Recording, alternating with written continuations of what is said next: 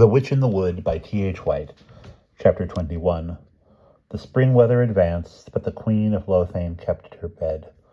She was doing her interesting invalid magic, and as her guests came up to sit with her for an hour or two in the evenings, she was content. The rest of the time she spent in bullying the servants and ringing the bell 100 times a day for no known reason. She insisted on having 4 hot water bottles at a time. She called them jars, and these had to be replenished every half hour with water which was not too hot. So the knights had plenty of time to mature their plans and put them into execution. They found King Pellinore in the pine wood trying to cut something on a tree. It was meant to be a heart with a P in it, but the knife had slipped several times, and the P had turned into an indescribable letter like R.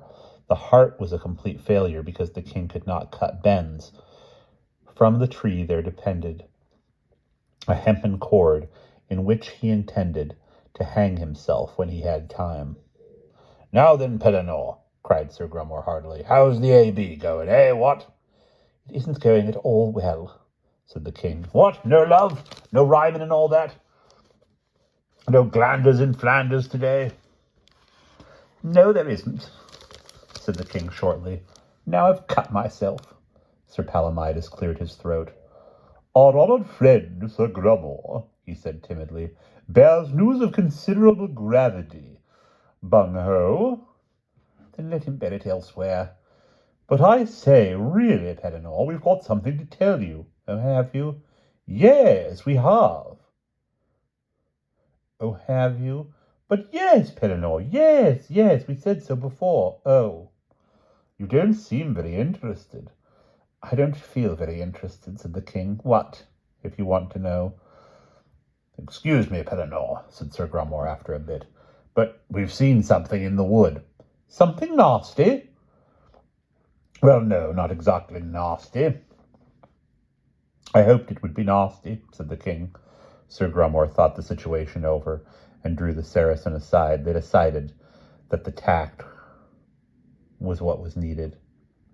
"Oh, Pellinore," said Sir Grummore nonchalantly, "what is that you are carving?" "What do you think it is?" "It looks like a sort of carving." "Well, that's what it is," said the king. "I do wish you two would go away. I mean, if you could take a hint." "It would be better if you were to make a sort of line here," pursued Grummore. "Where?" "Where the pig is." "The pig? My dear Grummore, I don't know what you're talking about." "I'm sorry, Pellinore. I thought you was drawing a pig with your eyes shut." Sir Palomides thought it was time to interfere. "Sir Grummore," he said coyly, "has observed a phenomenon, by Jove." "A phenomenon?" "A thing," explained Sir Grummore. "What sort of thing?" asked the king in a suspicious tone. "Something you will like." "It has 4 legs," added the Saracen archly. "Is it animal?" asked the king. "Vegetable or mineral?" "Animal." "A pig?" inquired the king, who was beginning to feel that they were driving at something. "No, Pellinore, not a pig. Get pigs out of your head right away. This thing makes a noise like hounds." "Like 60 hounds?" exclaimed Sir Palomides. "It is a whale!" cried the king with conviction. No, Pellinore, a whale hasn't got 4 legs." "But it makes such a big noise." "What does?" "Does a whale?" "My dear fellow, we must keep the issue clear." "I quite see that. But what is the issue, what? It seems to be a sort of menagerie game." No, Pellinore, it's something we've seen which bays." "Oh, I say," said King Pellinore, "I do wish you two would either shut up or go away. What with whales and pigs, and now this thing which bays, a fellow doesn't know where he is half the time. Can't you leave a fellow alone to cut his little things in trees, and to hang himself quietly just for once in a while? I mean to say, it isn't much to ask, is it? What don't you know?" "Pellinore," said Sir Grummore, "you must pull yourself together. We have seen the questing beast." "Why?" "Why?" "Yes, why?" "Why do you say why?" "I mean," explains Sir Grummore.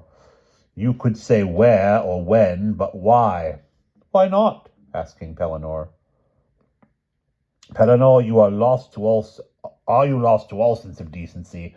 We've seen the questing beasts, I tell you, seen it in the wood here, quite close by. It isn't an it, it's a she. Well, then we've seen she. Said the king sourly. My dear chap, it doesn't matter what she is, but we've seen her. Well, then why don't you go and catch her? It isn't for us to catch her, Pellinore, it's for you. After all, she is your life's work, isn't she? I think she's a stupid beast, said the king. She may be stupid, or she may not, said Sir Grummore in an offended tone. The point is, she's your magnum opus. Only a Pellinore can catch her. You've told us so often.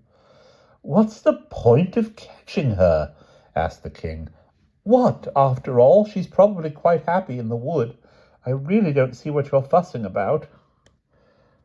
But Pellinore, it's the beast, your beast, the beast Gallistant. Only a Pellinore can catch her. Are we to take it that you don't intend to catch your beast at all? I don't intend anything, said the king. I may catch her and I may not. What's it got to do with you? My intentions are my own affair, after all, aren't they? What? We only thought we would tell you. Well, you've told me. Yes, we see that. Then you want to go away now and stop going on about it. And that's the end of chapter 21.